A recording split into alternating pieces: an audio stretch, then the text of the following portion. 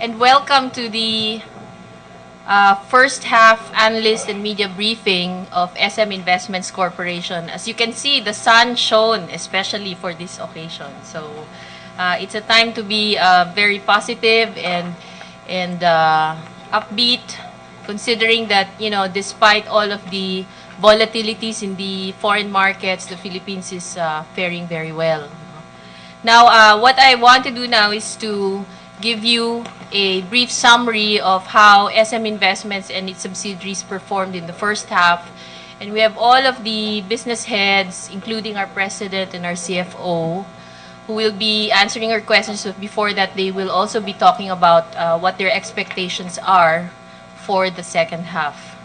Before I start, let me introduce to you the personalities in the panel. We have our president, Mr. Harley C. And we have our Chief Financial Officer, Mr. Jose Sho, and President of SM Department Stores, Mr. Jojo Mendiola, Executive Vice President for SM Supermarkets and Hypermarkets, Mr. Robert Cui, Executive Vice President and CFO of SM Prime Holdings, Mr. Jeffrey Lim. We have the Senior Vice President and Investor Relations Head at BDO, Mr. Chito Reyes. We also have the Investor Relations and Corporate Planning Head of China Bank, Mr. Alex Escucha. And we have the President of SMDC, Ms. Rose Hua. The CFO of SM Land, Mr. Louis Benitez. And the Executive Vice President for SM Hotels, Mr. Ray Villar. Basically how, you know, SM is organized. As you know, we have 5 core businesses now. We're into property, hotels and conventions, retail, malls, and banking. In terms of net income, the net income of SM Investments grew 13% in the first half of this year to 9.6 billion pesos. And that comes from revenues of 92.9 billion pesos, which increased by 9% during the period. We achieved an EBITDA of 21.4 billion, which was up 17%, and an EBITDA margin of 23%. That also results to a net margin of 10%, which was about the same as last year. EPS also grew, since there was no capital change. EPS also grew by 13% to 34.1 pesos per share. Market capitalization is now at 327 billion pesos. In dollar terms, that's roughly about over $7 billion dollars.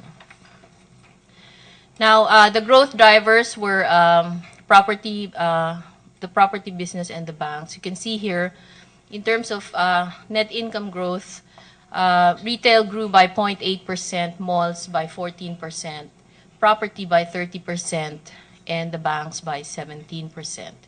In total, all of these core businesses raised generated net income of about 16.5 billion, of which the share of SMIC is 9.6 billion pesos. The rest went to minorities. In terms of our effective interest, the relative contribution of the banks is 31.4%, retail is 30.4%, malls is 23.3%, and the property business contributed almost 15%. If you can recall, maybe about 3 to 4 years ago, the property group only contributed much less than 5%. So this has really experienced a tremendous growth for the group. In terms of balance sheet numbers, it continues to be a very strong balance sheet. Net debt to equity ratio of only 33%. And we have a very strong current ratio of 1.9 times. ROE is estimated to be about 14% based on our full year targets. While the book value grew by 12%. Grew 12%, and ROE is about 14%. In terms of our retail operations, the sales grew by 7%, And net income is about at 2.6 billion pesos and grew by 0.8%.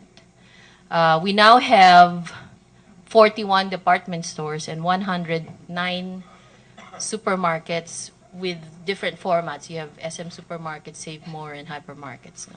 So we now have about 150 stores nationwide. And for the first half, we opened 1 department store and 10 supermarkets, most of which were Save More supermarkets. So there will be continued growth as far as retail is concerned in terms of expanding their operations. For the malls, for the department store, it will continue to follow the growth of the malls in the provinces, while for the supermarket, it will be a combination of growth with the malls and growth outside of the malls, which are more driven by Save More stores. Now, in terms of the mall operations, they've also reported their earnings recently.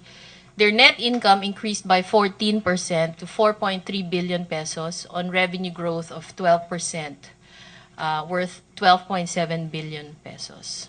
Now, this growth came from a mix of mall expansion and the 7% growth in same mall sales. They also got an added boost from China. Okay, the revenues of China grew by 59% to 979 million, and their net income there doubled to 211. As you may note, China is an emerging business for SM, and they will continue to probably reflect relatively high growths in the next few years as they continue to expand their network in China. The market capitalization of SM Prime is now at 164 billion pesos, and their net margin is 34%. Balance sheet is also fairly strong. It is consistent with the parent company's prudent approach in resource management. Their net debt to equity is 48%. So it doesn't matter if the REIT doesn't push through. But you know, it's a very strong balance sheet. Their book value went up 18% to 4 point. In terms of the current numbers that they have, all the malls, 41 malls nationwide, have a GFA of 5.1 million square meters. They now deal with about, close to 13,000 tenants. And as you already know, they have the biggest network of cinemas in the country. And they attract over 3 million people to the malls every single day. This is an interesting slide because this shows you the relative distribution of the GFA. Most of the GFA of SM Prime is actually still in Metro Manila, which accounts for about 55%. But as you can see, they're already growing their GFA in Cavite. In provinces near Metro Manila like Cavite, Laguna, Batangas. But if you can see, Cebu is only contributing 5%, Davao is about 2%, Cagayan de Oro also 2%. So there's still so much room for expansion out into the provinces, especially in the southern area of the Philippines. So this shows that there's still tremendous growth opportunities for SM Prime. In terms of their expansion for this year, the new malls are SM City Masinag, which they already opened. And then they're going to open SM San Fernando and Olongapo in the second half of this year. They're expanding SM Davao and SM Dasmariñas. And all of these will generate additional GFA of 231,000 square meters. In China, as you know, there are 3 sites for their malls.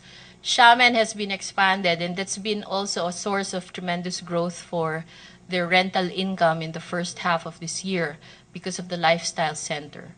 They have SM Jinjiang and SM Chengdu. Chengdu is also recovering very strongly and is also one of the reasons why rental income has been growing by so much.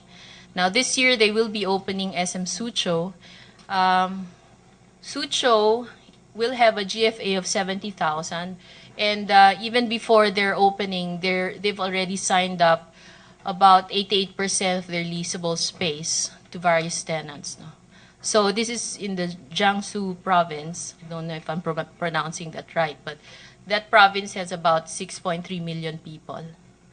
China is tremendous because if you consider Metro Manila, which has a population of something like 14 million, and we have 55% of our GFA in Metro Manila, just imagine how much more potential there is in China.